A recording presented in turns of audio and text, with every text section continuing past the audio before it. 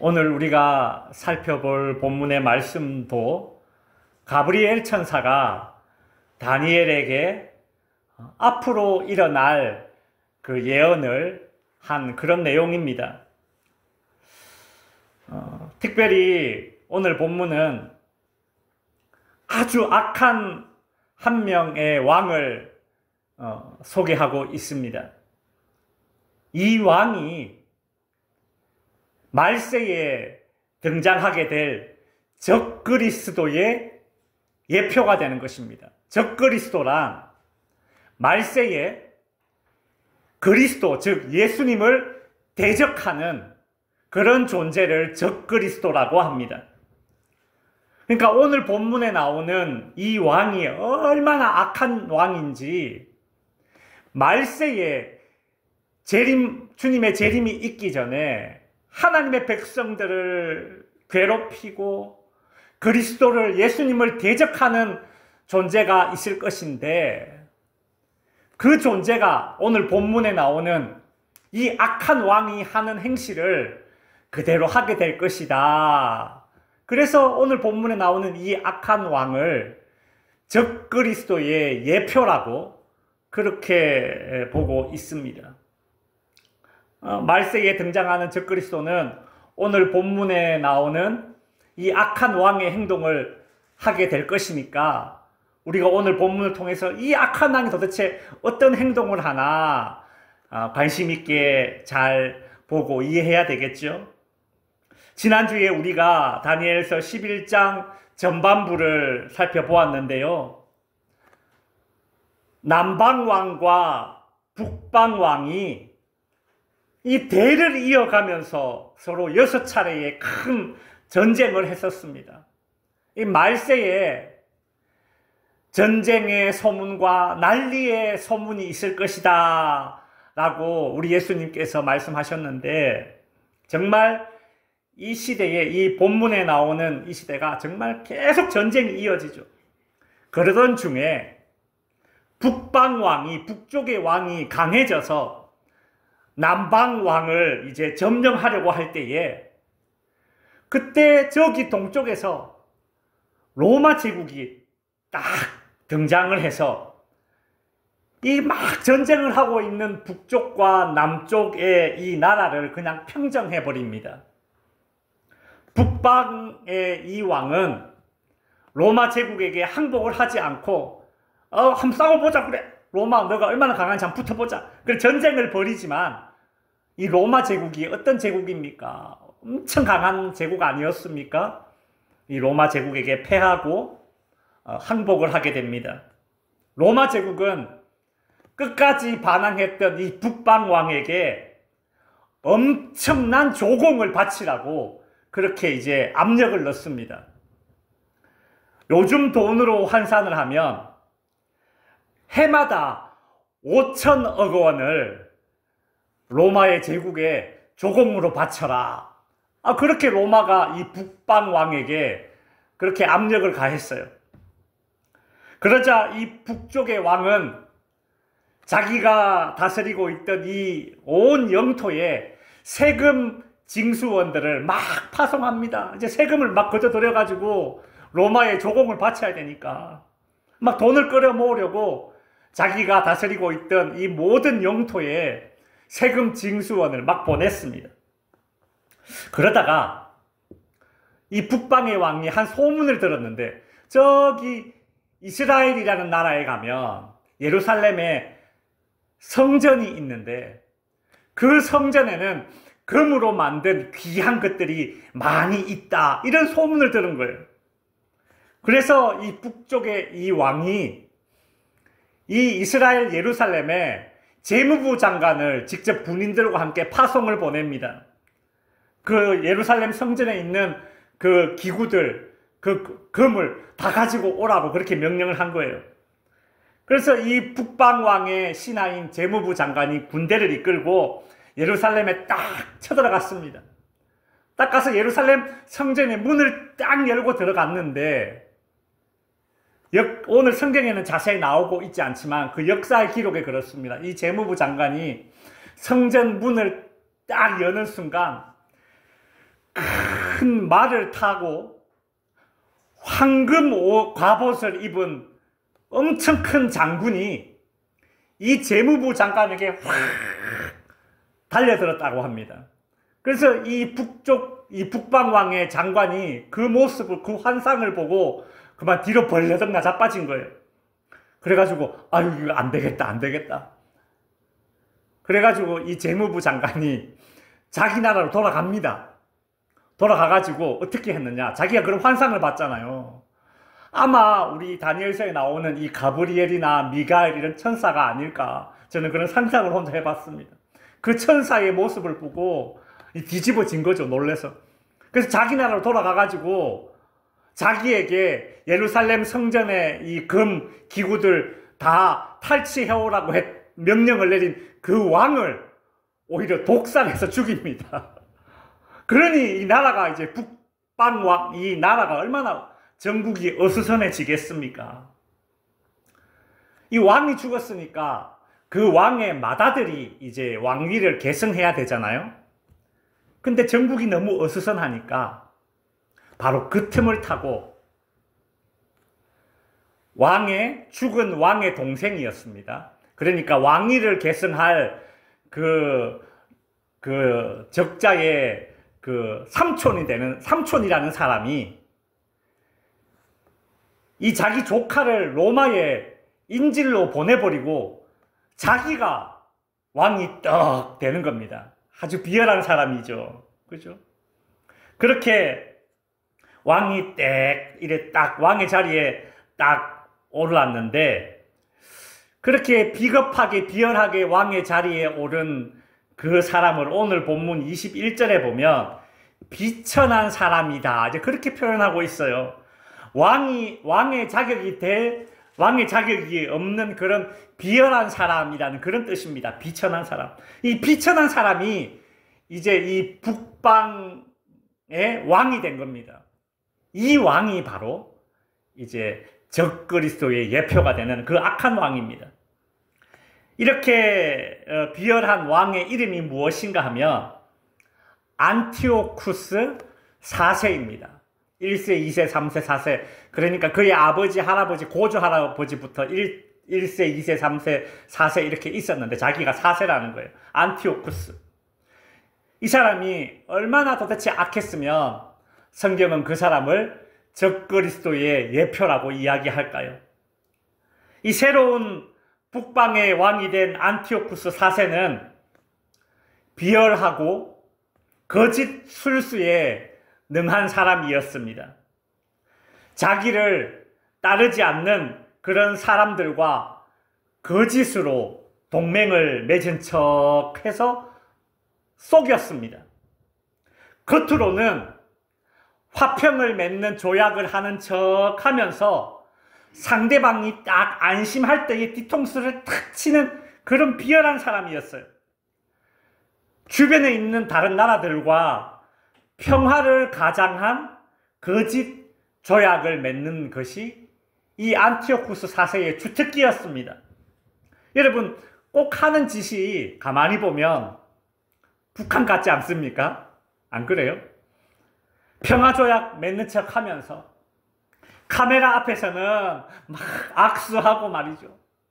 그래 놓고서는 저기 개성에 우리나라 기업들이 만들어 놓은 공단 그냥 꿀떡 삼켜버리고, 저기 금강산에 우리나라 기업이 만들어 놓은 호텔도 그냥 꿀떡 삼켜버리고, 우리나라 기업이 만들어 놓은 도로도 그냥 다 파괴해버리고 다리도 파괴하고 말이죠. 그 건물도 폭파시키고 말이죠. 겉으로는 뭐 악수도 하고 막 뭐 화평한 척 해놓고 뒤로 나쁜 짓 다 하는 거 아닙니까? 이 새로운 북방왕 안티오쿠스 4세가 딱 그런 사람이었어요. 오늘 본문 21절에 보면 속임수로 나라를 얻을 것이며, 이 안티오쿠스 4세가 속임수로 나라를 얻을 것이며, 23절에도 보시면 약조한 후에 그는 거짓을 행하여, 27절에도 보면 한 밥상에 앉았을 때에 거짓말을 할 것이라. 그러니까 평화조약 맺자 그래가지고 밥상 잔치자리 버려놓고서는 뭐예요? 거짓말 한 거예요. 계속 반복되는 말이 거짓, 속임수, 거짓말 이런 단어가 계속 반복되고 있죠. 여러분, 예수님께서 이 마귀란 놈이 도대체 어떤 놈이냐 이렇게 비유하셨습니다. 요한복음 8장 44절에 보면 이는 그가 거짓말쟁이요 거짓의 아비가 되었습니다. 예수님은 마귀가 거짓말쟁이요 거짓의 아비다 그렇게 말했어요. 여러분, 오늘 다니엘서에 나오는 이 새로운 북방왕 하는 짓이 거짓을 일삼는 이 마귀 앞잡이 아닙니까? 그죠? 그래서 오늘 본문에 나오는 북방왕 안티오쿠스 4세를 적그리스도의 표징이라고 그렇게 신학자들이 보는 것이죠. 북방왕 이 안티오쿠스 4세는 거짓 계략만 잘 꾸미는 것이 아니라 전쟁에서 빼앗은 금은 보화를 가지고 자기의 추종자들에게 막 뿌립니다. 그래서 충성을 하도록 만들어요. 돈으로 사람을 매수해서 자기 편으로 만드는 짓도 아주 잘했던 그런 사람입니다. 심지어 나중에는 훗날 이 예루살렘 성전에서 이 제사를 드리는 사람이 제사장, 대제사장 아닙니까? 이 대제사장은 원래 아론의 후손들이 이렇게 이어서 계승을 하는데 이 안티오쿠스 4세가 이스라엘을 점령하고 나서는 어떤 일이 벌어지느냐 하면 자기에게 돈을 바치는 사람을 그냥 예루살렘 성전의 대제사장으로 임명합니다. 돈 받고 그냥 자기 마음대로 너 대제사장 해 이렇게 하는 거예요. 성직 매매의 원조입니다, 이 사람. 그러니 적그리스도 예표가 되는 거죠.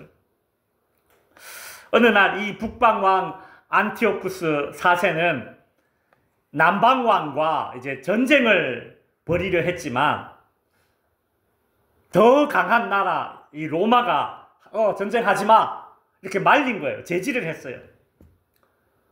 이 북방왕은 내가 싸우면 이길 것 같은데 싸움을 못하게 하니까 화가 나잖아요. 그래서 이제 고국으로 돌아가는 길에 화풀이를 어디다 하느냐 하면 이스라엘에 화풀이를 합니다. 예루살렘을 거쳐서 자기 나라로 돌아가면서 예루살렘 성전에 들어가서 그 하나님께 예배드리는 그 제단에다가 돼지 피를 확 갖다가 뿌립니다. 그리고 하나님께 예배드리는 이 성전 안에 제우스라는 우상을 떡 세우고 그 우상에게 절하게 만들었습니다. 하나님께 제사를 드리지 못하도록 했어요. 뿐만이 아니라 하나님의 말씀들이 적혀 있는 율법서들을 다 찢어서 불태워 버렸습니다. 이스라엘 사람들이 당연히 이제 반발했겠죠. 그러자 이 안티오쿠스 4세는 반란을 제압한다 그 명목으로 이스라엘 백성 8만 명을 어린아이 구별하지 않고 그냥 8만 명을 죽여버립니다. 대학살이 일어난 것이죠. 이렇게 하나님을 못 섬기도록 핍박을 하게 되자 어떻게 되겠습니까?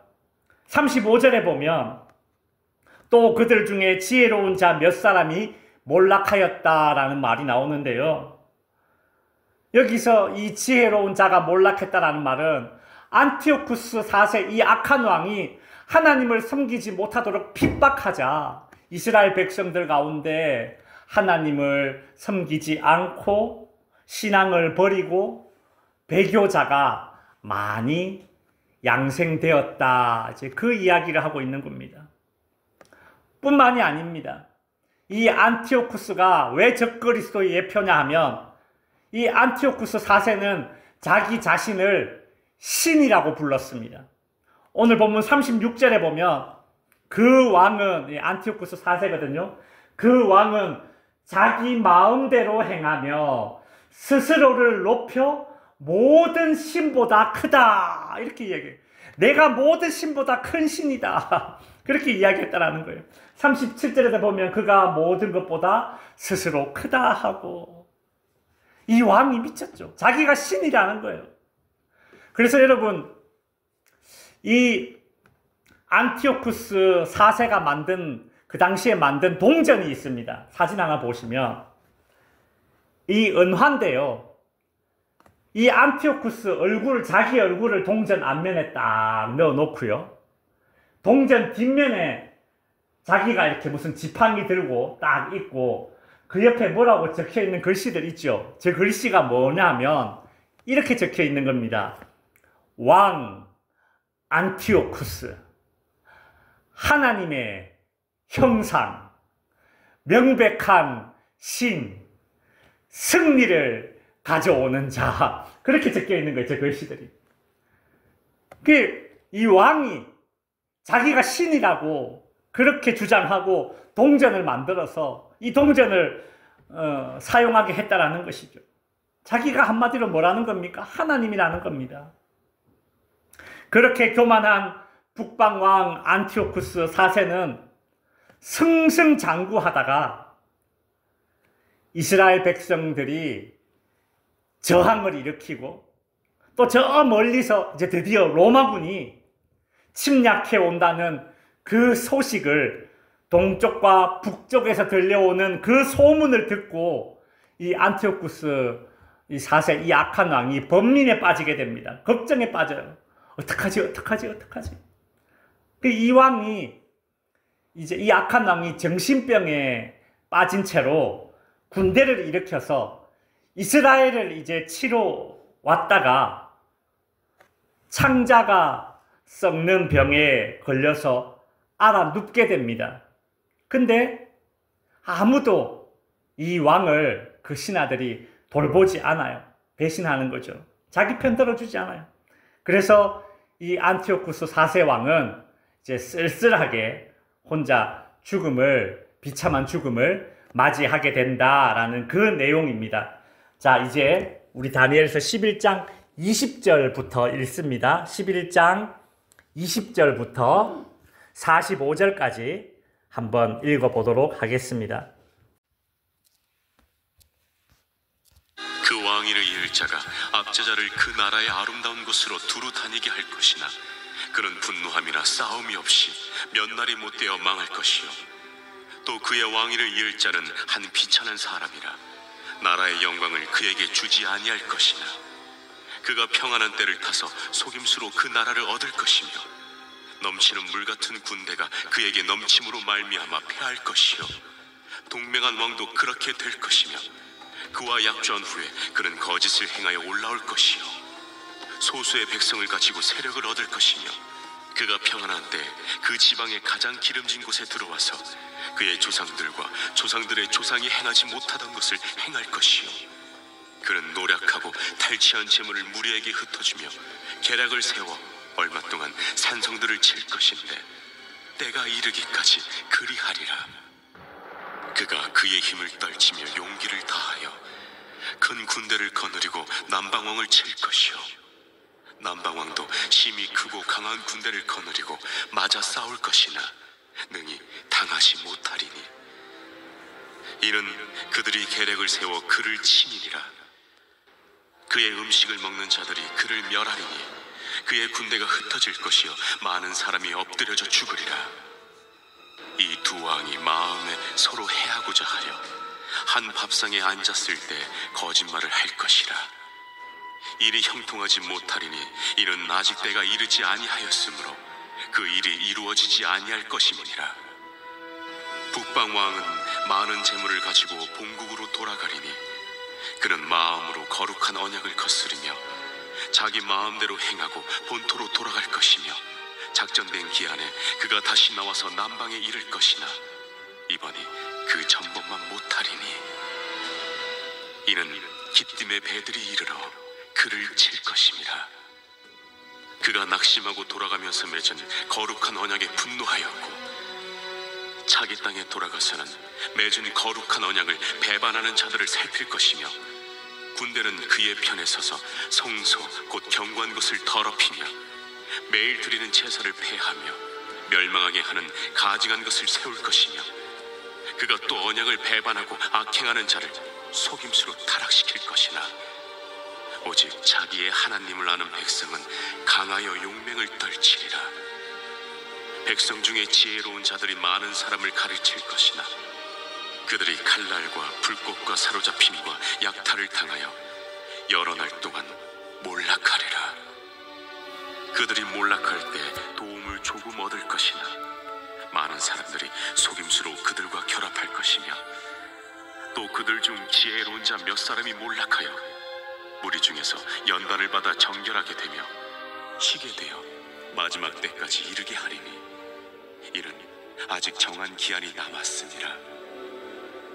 그 왕은 자기 마음대로 행하며 스스로 높여 모든 신보다 크다 하며 비상한 말로 신들의 신을 대적하며 형통하기를 분노하심이 그칠 때까지 하리니 이는 그 작정된 일을 반드시 이루실 것이니라.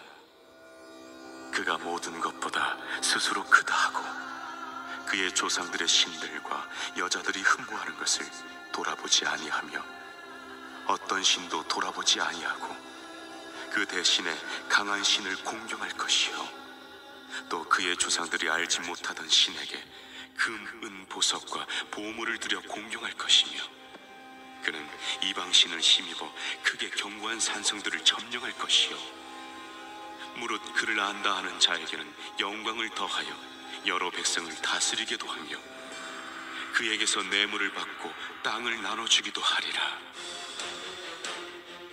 마지막 때에 남방왕이 그와 힘을 겨룰 것이나 북방왕이 병고와 마병과 많은 배로 회오리 바람처럼 그에게로 마주와서 그 여러 나라에 침공하여 물이 넘침같이 지나갈 것이요 그가 또 영화로운 땅에 들어갈 것이요 많은 나라를 패망하게 할 것이나 오직 에돔과 모압과 암몬 자손의 지도자들은 그의 손에서 벗어나리라.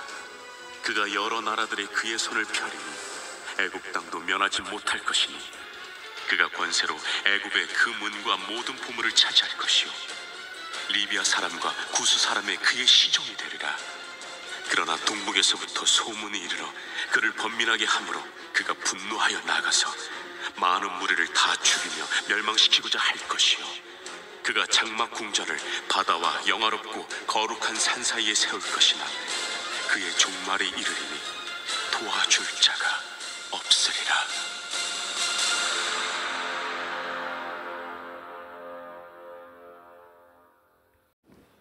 자, 우리가 다니엘서 11장 20절부터 45절까지를 읽었는데요. 어렵죠? 제가 시간 관계상 다 모든 것을 설명할 수는 없었습니다. 그러나 우리 11장 20절부터 45절이 주는 교훈을 두 가지를 얻고자 합니다. 첫 번째로 비열한 세상의 권세와 악인들은 반드시 심판받는다라는 것입니다. 성도 여러분, 이 북방왕 안티오쿠스 4세는 스스로를 신이라고 부를 정도로 그렇게 득세했었습니다. 이 안티오쿠스 4세는 자신의 이름 안티오쿠스 그 이름 뒤에 어떤 이름을 또 하나 붙였어요.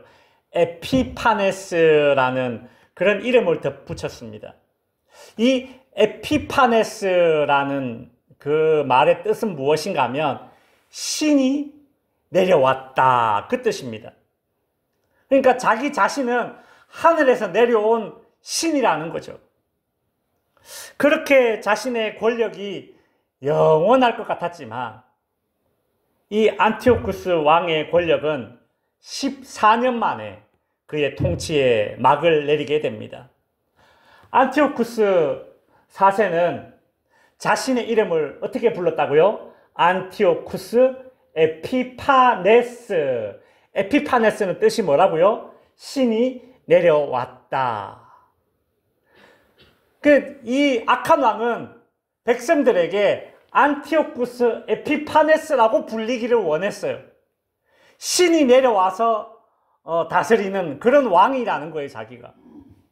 근데 여러분, 그 당시에 많은 사람들은 이 악한 왕 안티오쿠스를 에피파네스라고 부르지 않았답니다. 역사의 기록에 보면 안티오쿠스 그 밑에 보면 에피마네스 글자가 한 글자만 달라요. 에피파네스는 신이 내려왔다라는 뜻이고 에피마네스는 뭐라고요? 미친놈. 이 안티오쿠스 4세는 자기를 에피파네스 신이다 그렇게 불러라 그렇게 이야기했지만 사람들은 뭐라고 불렀다고요? 에피마네스 저 미친놈. 여러분 훗날 역사가 이렇게 악한 왕을 심판한 것이고 하나님께서 이 악한 왕을 징계 내려서 병으로 죽게 만들었습니다. 그러니 이 비열한 세상의 그 권서에 우리가 동조하지 말고 악인들의 형통을 부러워할 것도 아닙니다. 다니엘서 11장 20절에서 45절이 주는 교훈 두 번째는 여러분 말세에 적그리스도의 위협이 있음을 알고 우리는 대비를 해야 됩니다. 여러분 우리가 오늘 이 본문에서 다니엘서 본문에서 이 안티오쿠스 4세가 이스라엘 백성들에게 행했던 그 악한 행동들 다 기억나시죠? 예배를 못 드리게 하고 이 제단에 돼지 피를 뿌리고 하나님의 말씀을 불태우고 그 예배를 드리는 그 우상 숭배하지 않으면 8만 명을 그냥 죽여버리는 이 악한 일을 저지른 사람이 바로 이 안티오쿠스 4세인데 여러분 말세에 적그리스도가 나타나면 이와 같은 일들이 벌어진다는 것입니다. 그러니 여러분 우리가 어떻게 대비를 해야 되겠습니까? 여러분 공부를 미리 한 학생들은 시험이 두렵지 않습니다. 맞죠? 공부를 미리 해놓은 학생들은 시험을 두려워하지 않아요.